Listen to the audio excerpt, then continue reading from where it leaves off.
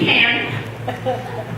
And together, I think if you listen very carefully, you're going to be very impressed by this, as I have been, by this presentation. So Nick, where are you?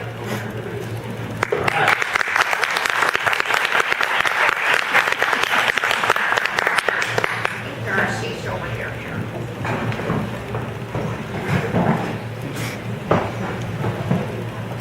Thank you very much, George. Can you hear me? Okay? No. No? Use a mic. Okay, thank you very much, Joy, and the Westminster Historical Society for having me here. Can you hear me now? Yes. Yeah. Is that better?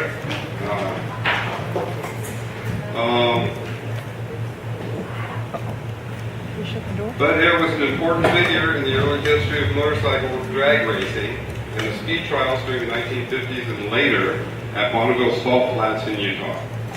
His achievements were documented in motorcycle magazines and elsewhere during this time and are still discussed by vintage drag racing fans. Bud is largely unknown in Westminster today. This forgotten member of a family that was very important in Westminster's history sort of fell through the cracks, and I hope to bring to light some of his accomplishments in his field in the context of our city's past.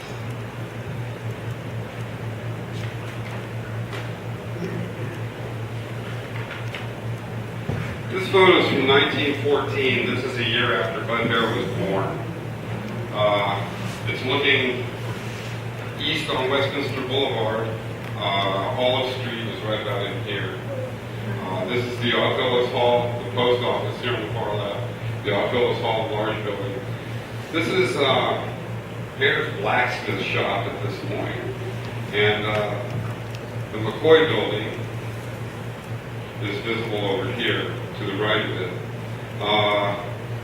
Westminster, Almond Street as it was known then, was unpaved. There are power lines. There are power lines on this side, on the north side of Westminster, but not on the south. Hotel Reagan is over here, and there's another hotel on the right. There are three strangely posing dogs. And there are some cars. There's a car and a couple of cars. And a horse with a wagon in the distance here. You can see it better when it's blown up. These photographs are here, a lot of them. And some of them are remarkably clear for their age.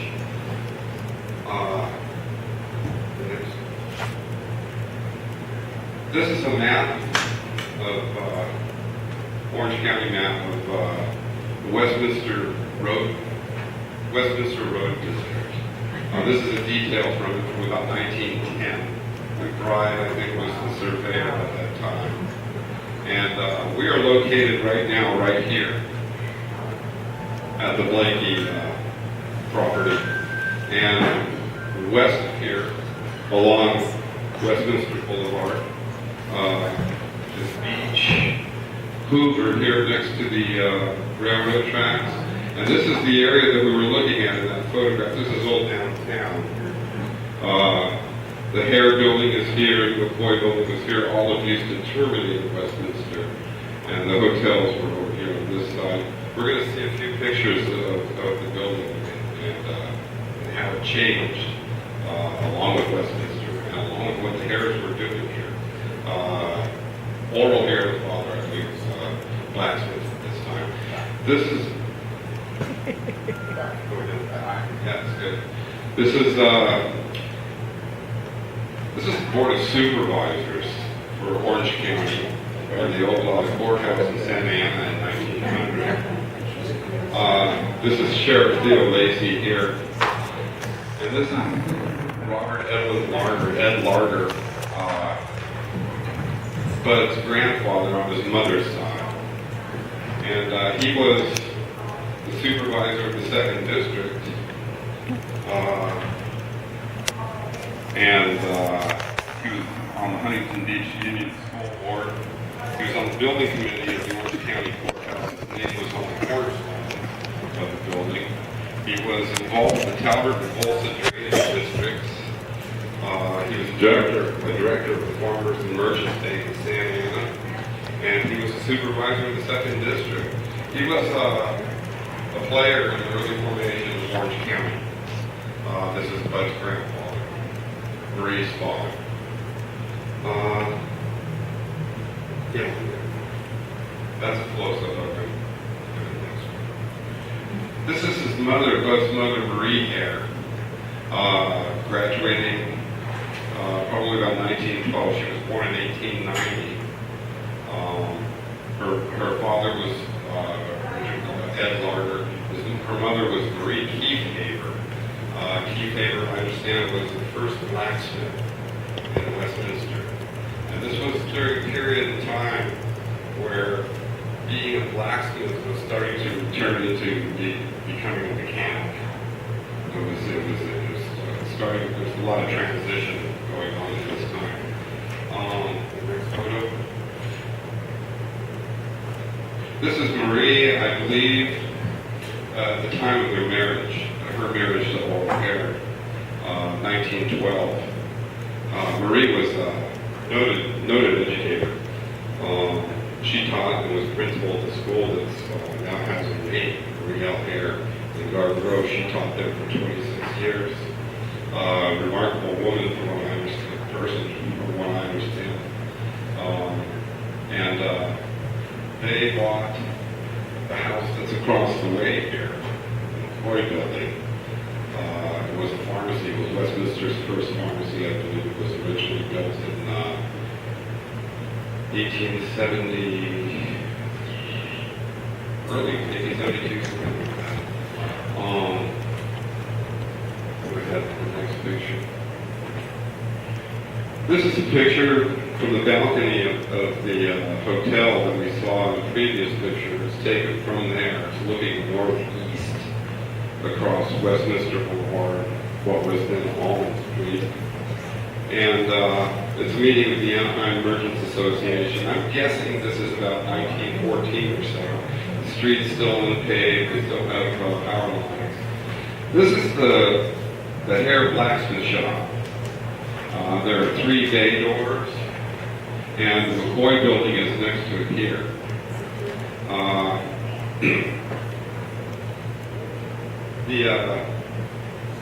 For some reason in this picture, everybody seems very interested in the horse. It always interests me to look at photographs, old photographs like this with horses and cars on together. They were still really relying on horses. I think they were probably reminiscing about the reliability coming from the vehicle at this point in car's development. This is the Octo's Hall. If I didn't mention that. You can see some of the outbuildings behind Hare's blacksmith shop at that point. This is Westminster in 1917, I believe. The road is paved. There are power lines on both sides of the road. We're looking east. This is toward Barber City. Bud Hare would have been about 4 years old here. So in his early years, he was seeing things happen. This is Patterson's store.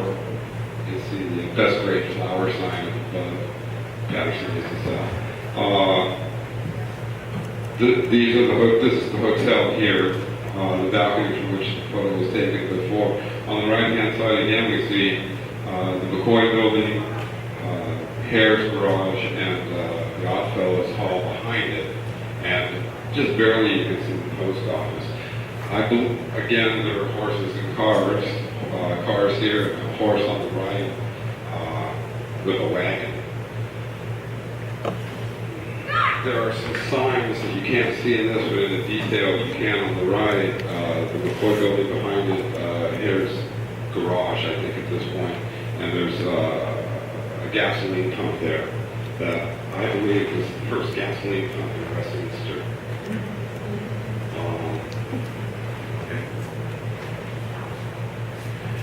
This is what makes me laugh.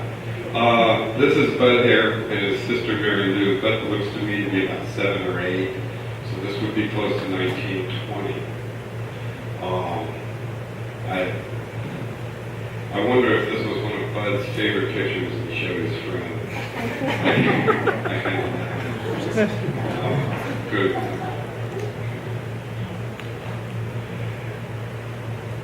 By now, oral hair, this is Bud's father, is becoming, the blacksmith is becoming a mechanic. Oral learned the blacksmith trade from his father Euphrates. They moved here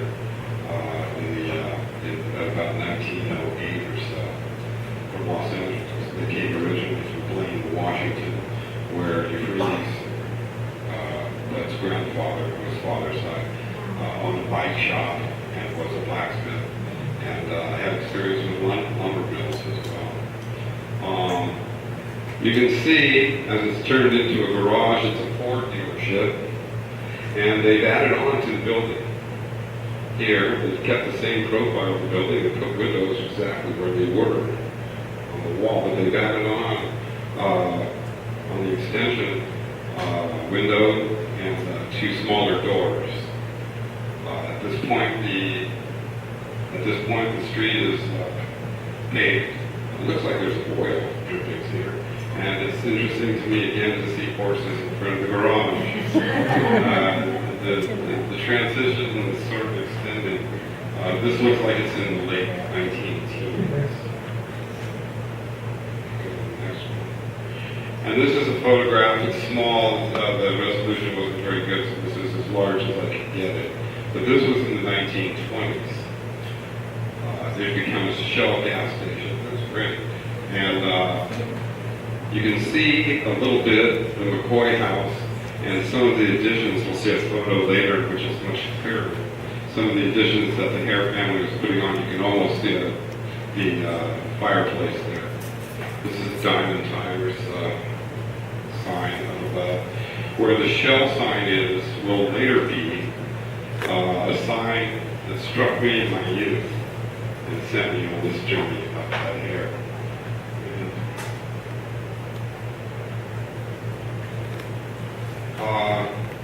I wasn't able to find much information on Bud during his school years and after.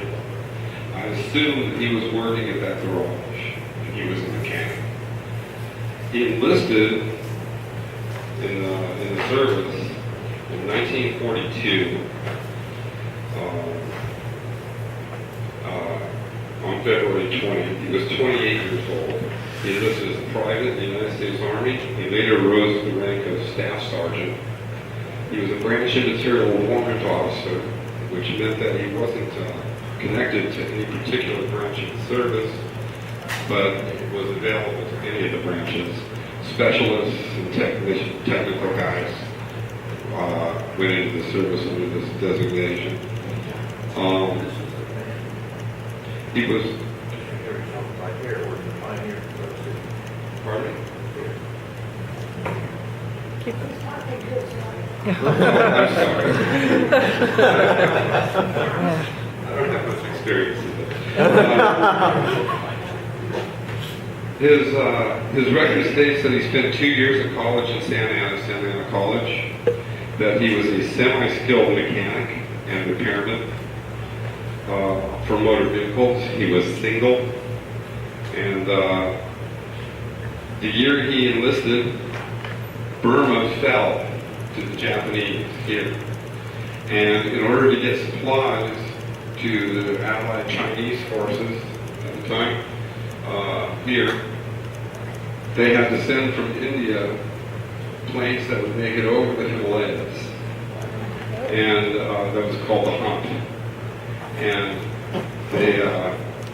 they sent gasoline, oil, tires, and ammo to the Chinese at that time.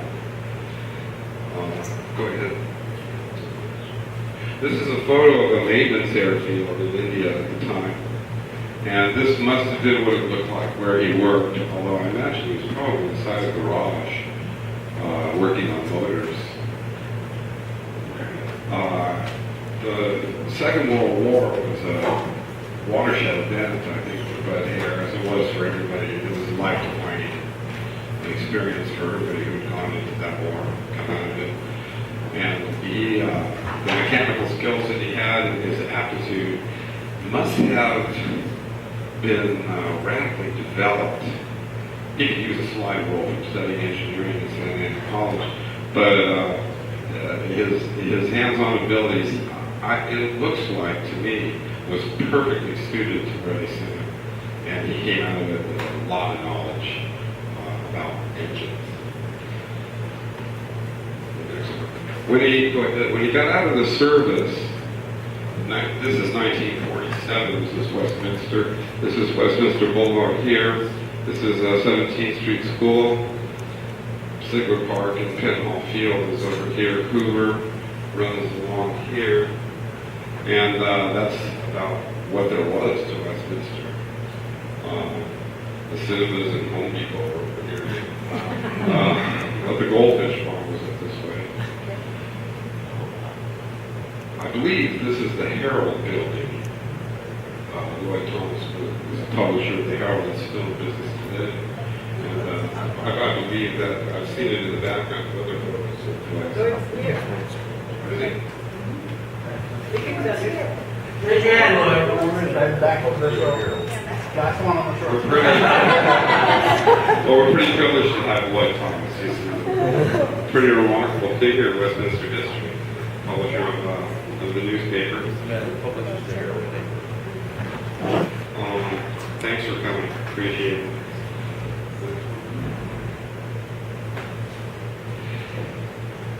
This is the first mention that I could find of budhare in any magazines. This is 1948, Popular Mechanics. There's an article in which it's related that Bud raced against a horse in Long Beach.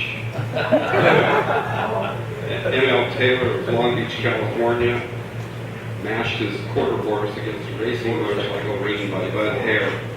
The motorcycle was, of course, but for the first 90 yards, the quarter horse was in the lead. The horse got away so rapidly, the motorcycle couldn't accelerate fast enough to overcome it until just before the finish of the race. Recurring theme, horses. But this is, Bud came out of the service, changed, and it seems as though he was on a mission. And the mission, very soon after he got out of the war, appears to have been to go really fast on a motorcycle. And he seems to follow that goal with single-minded intensity for the next at least 5 or 6 years, and after that, he was active. We're going to look at 3 of his problems. This is his card from the early 50s when the phones were just 5 digits. And I think he told the operator of Westminster. I remember when all you had to dial was Twin Oaks, 89. This is his card. It says he's a Triumph specialist, works on motorcycles, and he's a speed tuner. And these guys are pretty specialized, and they're well respected. There was the Southern California Timing Association at the time. They worked closely with the American Motorcycles Riders Association. But these guys were well respected tuners. It was becoming almost an art form to get these things to work. Especially these bikes from Triumph. After the Second World War, their factory had been destroyed in England for Coventry, and they rebuilt it. And in the Lend-Lease program of the United States, they were sending 70% of their motorcycles to the United States. So the United States was getting a lot of Triumphs, and they were really into supermodel. It's part of, I think, a broader custom car culture that was going on in Southern California. That Big Daddy Roth and Von Dutch operating in LA. These guys were very creative and very inventive, and they were really smart, and more than a little crazy. And they had reputations for that. I think budhare seems to fit very well into that movie or that context in Southern California at the time. However, where they were involved with the aesthetics of what the bike looked like, budhare did not care what his bikes looked like. People said they looked like junk. but they were the fastest motor. They were cutting edge machines. They were really fast. And performed, they were all go and no show. They were for the time, they were cutting edge. Okay, let's do this. This is the sign. I don't know if any of you remember this. I remember this from when I was a child. This is the sign that hung out where the Shell sign was in the previous picture. It hung over the sidewalk. It's a rabbit on wheels. It was his logo. And I always wondered, it was, when we drove by, and we drive by the autos hall and the sign was on what looked to me to be a barn. There was nothing distinctive about it at all. It was starting to look a little decrepit. I understand it, there was only a dirt floor inside of the garage part. I think there was concrete in the office area. A big pit in front of the main bay door, and the ceiling was open to the office. And driving by, I always wondered, what was this? As a kid, and then later I heard the name Budhare Motorcycles, and I thought, was that guy? And it was. I found somebody online who has the signs in Sacramento. His uncle saved it. They lived over on Iowa when the garage was there. And it was remarkable. This picture has a special meaning for me. We're going to look at 3 bikes mainly that Hare built. And as he built a lot of motorcycles over the years, and a lot of them that were really fast. They were known to be very innovative machines. This is called a laydown.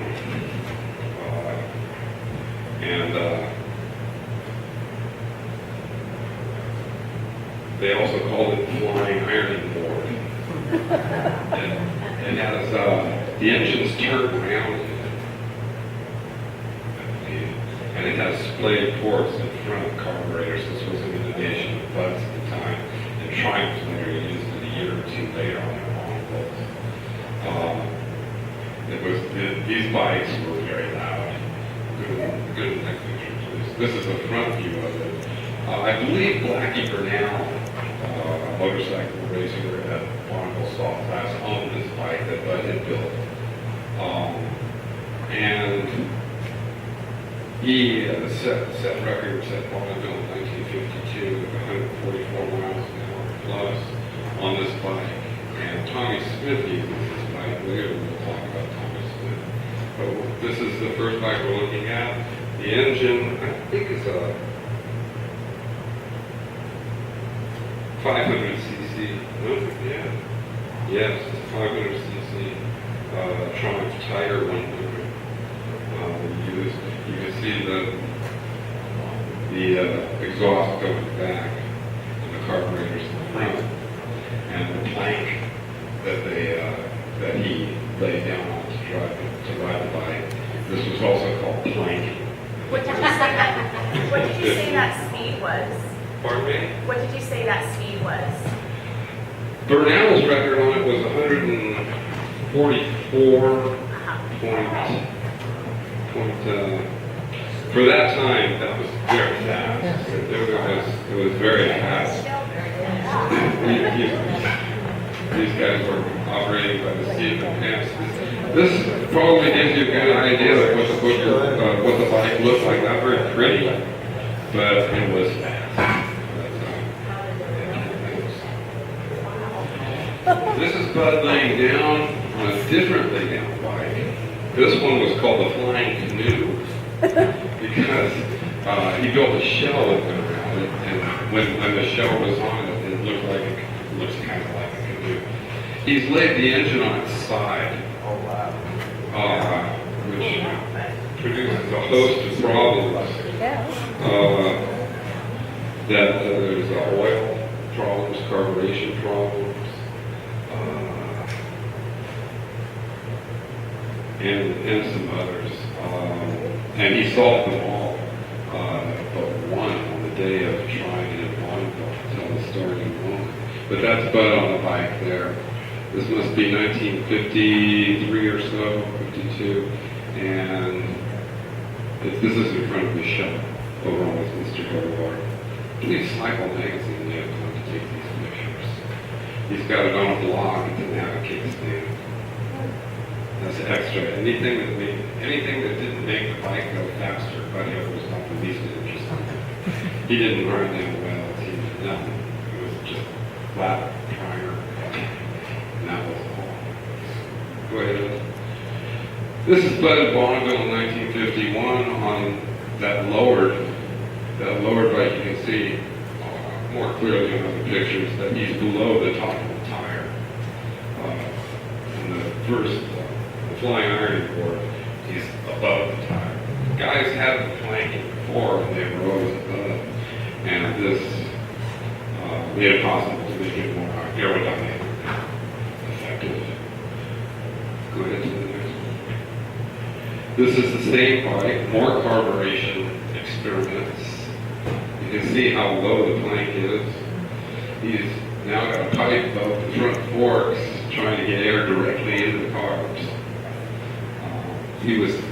All of his bikes were always works in progress. This is, I think, 1951.